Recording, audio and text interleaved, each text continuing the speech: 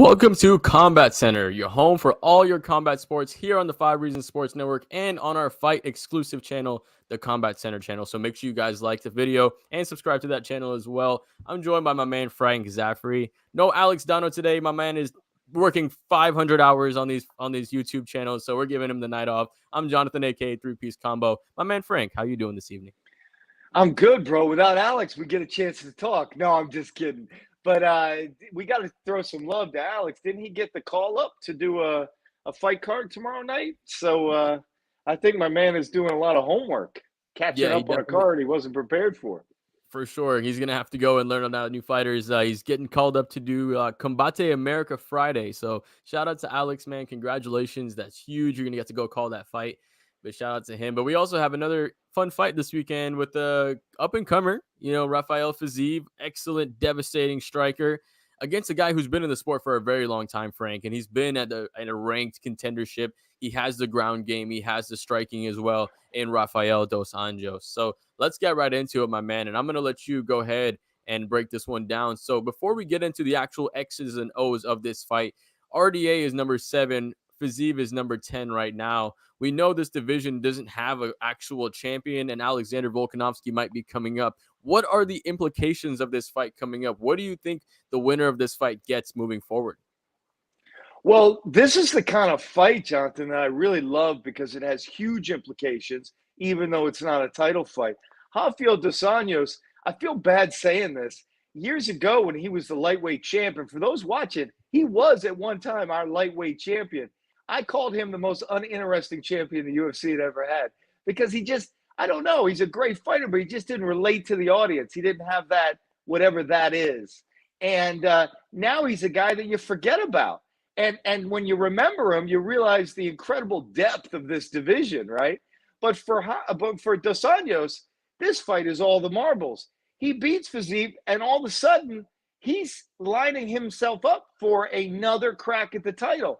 He loses to the number 10 lightweight currently in the world, if you believe the rankings that the UFC puts out.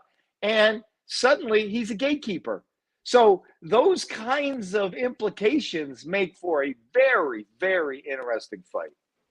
And on top of that, this is a division that's really hasn't been booked at all. I mean, Charles Oliveira, Dustin Poirier, Justin Gaethje, Michael Chandler, Islam Makhachev, all without fights at this moment. So we could be even Beneil Dariush without a fight at this moment. So we could be looking at one of these guys facing up against one of those guys that were legitimate contender after the win of this fight. So let's talk about some of the X's and O's of this, man, because this is an interesting one. You have Rafael Fiziev, and this man's Muay Thai and his striking is absolutely devastating. I mean, you have a guy that's coming in 11-1. I'm pretty sure. Yep, he's right now. He's won his last 5, and he's doing it with the striking, right? Averaging at landing at about 50%, 5 strikes per minute, doing a really good job, being very efficient with his strikes, as well as being good defensively and making his opponent miss about half the time as well. So we know that he has the striking, but RDA is a very well-rounded fighter, right? He has the ability to use that fight IQ and use that minute in between each round to make those adjustments. Hey, maybe I need to take this guy down. Maybe I need to slow him down and wear him out. So in the later rounds, he's not striking so hard. So I think this is a tough matchup for Fiziev, honestly. I do think he's a really, really good fighter, and I think the skill set is there. But if this fight goes to the ground, I'm just worried how it's going to play out. What's your mindset on this one? Well, you correctly commented that Dos Anjos is a well-rounded fighter, but Fiziev is the definition of a well-rounded fighter. Muay Thai, striking, combat sambo, wrestling. Really, he's like cut from the cloth of all of these fighters that come from this terrifying part of the world where, they seemingly know how to do everything and can dictate wherever the fight goes.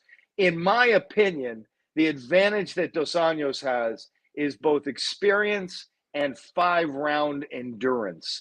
And he is a Brazilian Jiu-Jitsu black belt. So he's not afraid to get on the ground. I think for him, if I'm going X's and O's, Dos Anjos must keep in Fiziev's face, must be pressing him, must keep the punches from extending, but, otherwise pressing, grinding, wearing him out, forcing him to gas a little bit, dragging him into the later rounds, and then hopefully either eking out a decision or, hell, who knows, maybe grabbing a submission.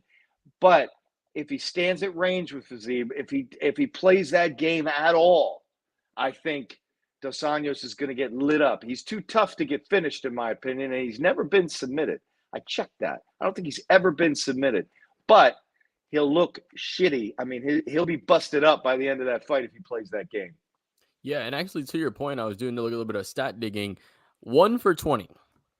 1 for 20 are the opponents of Rafael Fiziev on takedown attempts combined Whew. over his UFC career.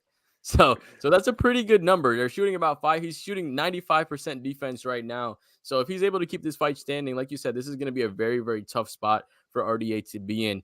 So I want you to kind of look past this fight. And let's say Rafael does get this win. Is he lightweight contender material? Do you think he belongs up there with the names of a, Islam Makhachev, of a Charles Oliveira? Because in this division, what we've been seeing recently is all of the shiny names getting beat by all of the young and hungry guys, and that's really what's becoming a true contender. So if Fiziev is able to get past RDA, are you willing to call him a contender in this division? I am, because I'm also unwilling to say that Charles Oliveira is not the champion, right? So if Dos Anjos finds a way to win this fight Saturday, I think that his skill set is uniquely qualified to beat someone like Charles Oliveira, because he's not going to be afraid of Charles Oliveira's guard. He's not going to be afraid. I read a few articles about this, that and all of the themes of the various analysts that I think know a lot about this sport were that, if you go back and you watch Poirier fighting Charles Oliveira, if you watch Gaethje fighting Charles Oliveira, nobody wants to chase Charles down into his guard. Charles can get knocked down. Charles can get rocked. Charles can get pushed around. But once he hits his bag, nobody wants to follow him down there. And for good reason. The guy submits a lot of people. I don't know exactly what his record is for submissions, but it's pretty damn good. So I feel like Dos Anjos is somebody who will go there with him and could compete with him at that level. So I feel like, look, you mentioned Makhachev. He's the uncrowned lightweight champion.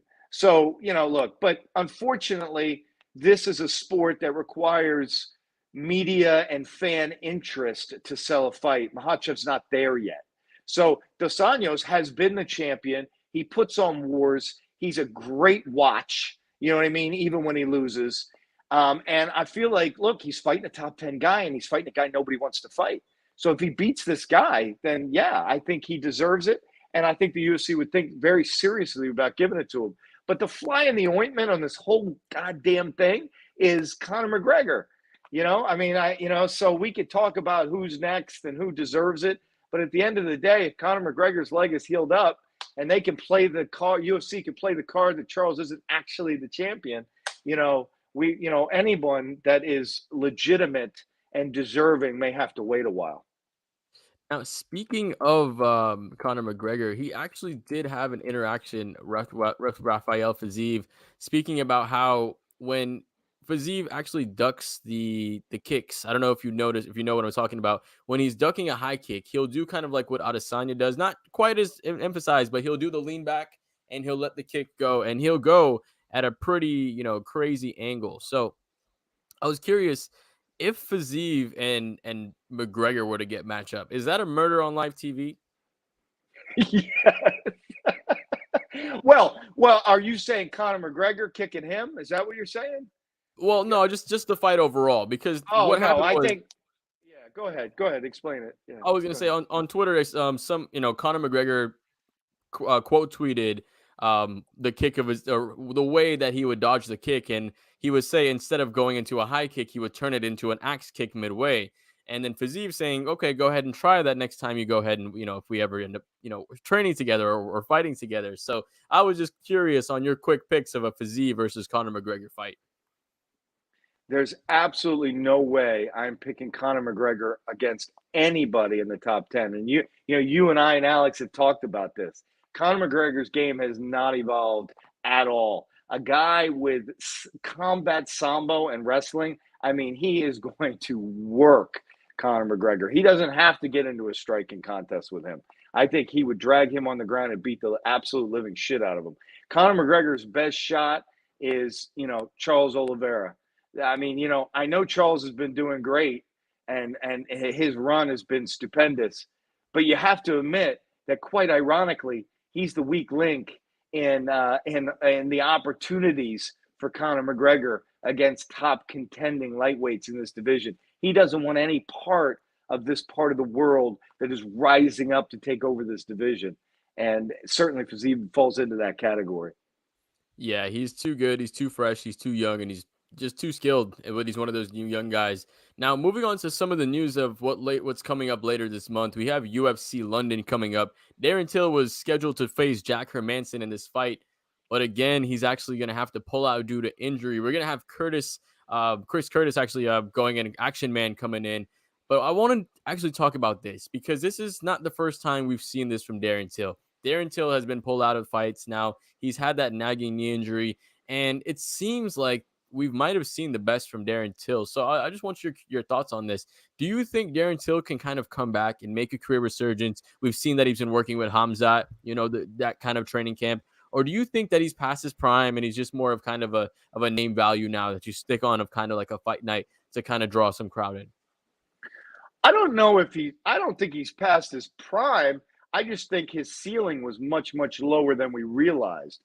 And, much to the detriment of the UFC that needs, I guess they have Patty Pimblett, but, they need that big star for that, for that European country. And, I got to tell you, like, Michael Bisping set the bar very high for tough, gritty, evolving, just when you think he can't get better, he gets better. Mike, you never thought you'd see Michael Bisping with great wrestling, and then all of a sudden he had great wrestling, and then all of a sudden he shocks the world with Luke Rockhold. Who would have ever saw that coming after their first fight? I mean, Michael Bisping, and then you saw him, at the end with George St. Pierre, where I didn't think he looked half bad, dealing with that. I mean, and now you got Darren Till, who's seemingly always hurt, and I don't know. It's just it's a big drop. It's a big dump from what we're used to. From I think the personality of that country, the tough as nails, fight through anything. But Darren Till, not out of his prime, just much lower ceiling. If you really want to know, I feel like the end happened for him when Masvidal knocked him out. I feel like that was the end because there's a guy who was much bigger than really should have been able to beat. And to get KO'd like that, I felt like that was it, and I felt like, all right, we've seen Darren Till. The show is over. That was definitely the moment that his career started to take a downturn because you're in the O2 building, you're in London, you have Right. Masvidal, who's, hasn't been before that fight, right? And that was actually the one of the first fights that I watched and fell in love with Masvidal with, and that's why I got the whole three-piece combo name. But um he went in there and he was fighting a Masvidal who was coming off of a long break, right? He took that long time to do that reality show. He was coming in off some ring rust, and you saw that in the first round. Darren Till should have taken advantage of that, like you said. But unfortunately for him, it didn't work out. When he was able to go down and cut down to try to fight Tyrone Woodley for the championship, same thing. He just didn't perform in those high moments. And now it seems like you said, the prime or not the ceiling maybe just wasn't what it thought it was. The talk was kind of a little bit more than what the skills were, unfortunately, because this man is a charismatic person. You love to hear him Yes. talk. He does a great job of, if he had the skills, he would sell all the pick tickets in the world. But the issue is he's a stand-up fighter and he doesn't have the best skill set to make it far in this division. Now, 185 is a division where, you can make it as a stand-up fighter, but going to Adesanya, there's too many wrestlers on the way. Who's the guy who does all the English commentating? He was a great fighter too, great personality. Who's that guy? Was it Dan Hardy?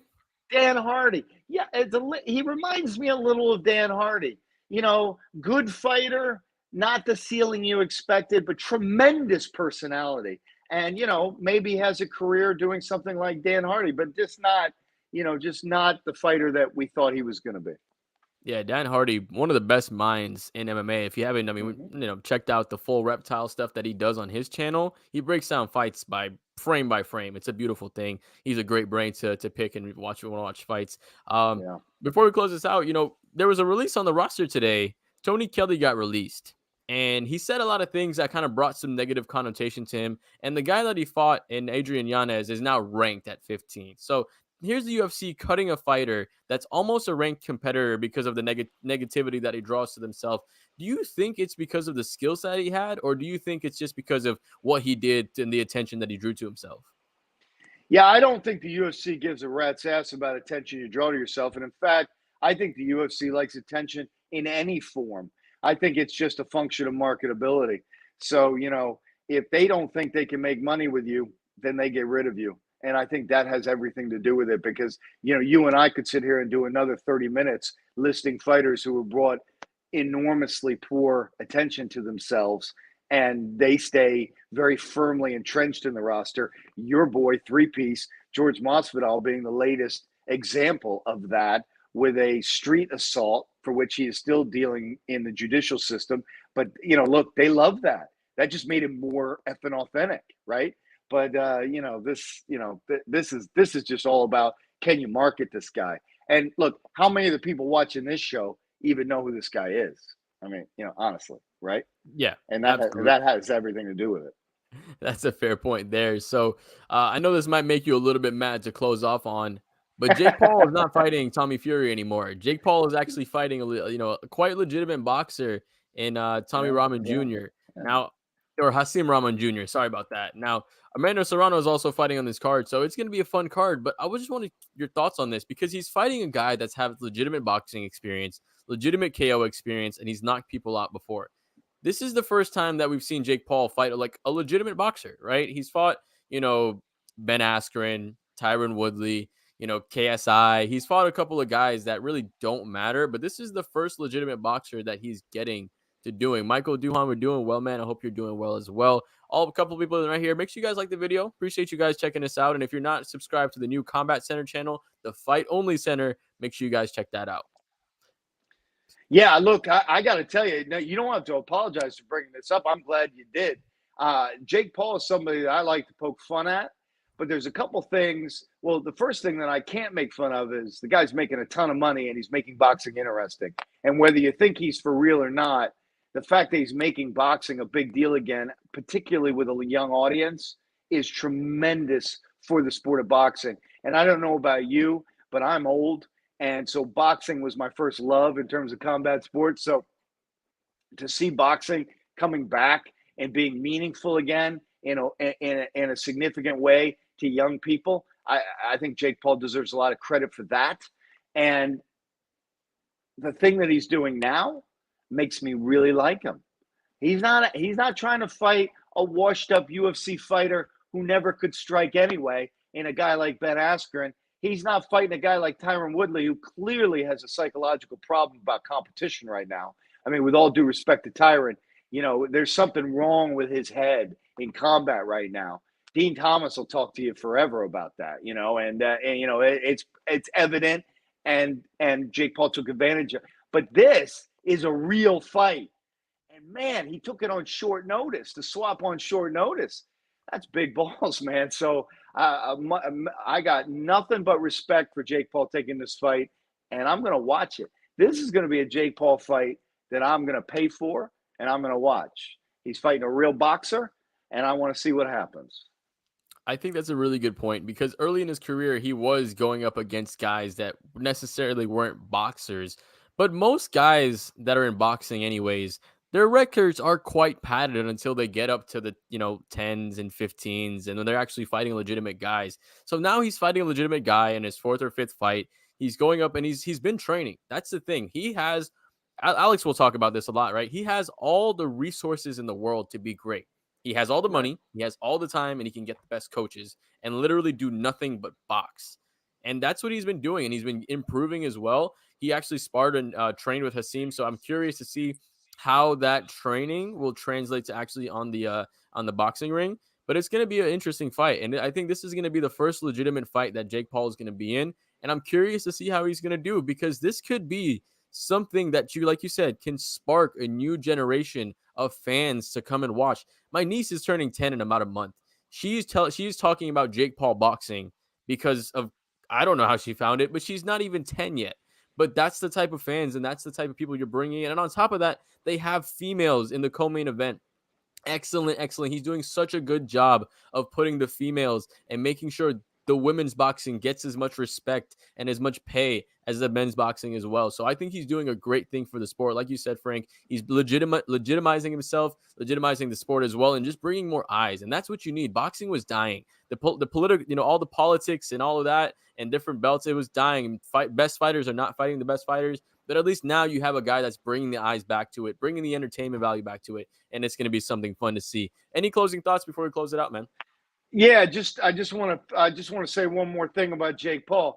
I will not talk shit about you, Jake Paul, if you lose that fight. I got nothing but respect for you taking this fight. And if you lose, you got your whole career ahead of you. There's no shame in this. You're fighting a real fighter, and if it ends badly, so be it. I mean, that's how it goes. Sometimes you lose a fight. So I'm super excited. I'm excited. I can't believe I'm saying it. I'm excited to watch a Jake Paul fight. Yeah, I'm very curious to see what skill set that he's going to be bringing in and the improvements that he's made from his last fight to this fight. Because, I mean, let's be honest, he knocked out Tyron Woodley. That's a UFC champion, regardless if it's boxing gloves or not. He made him bite on a feint and he hit him with the perfect overhand right. Like, he made him bite on that feint that I was reading since the second round. Like, it's the same feint that Sean Strickland essentially bit on for Alex Pereira. And it was just the opposite hook that caught him. It was just a right overhand instead of a left hook. So, interesting matchup for sure. We have also, like I said, ranked lightweights fighting it out. Number 10, Rafael Fiziev versus number 7, RDA in some ranked contender lightweight fights. And in the end of the month, we got some more fights coming up. Full stacked month here in UFC in London. And we'll keep it right here on the Combat Center. Make sure you guys make sure you guys subscribe. Make sure you guys follow both of us on Twitter and everywhere else, wherever you want us to follow. But thank you guys all so much for watching. Thank you, Frank, for watching as well. And we'll see you guys at the next fight.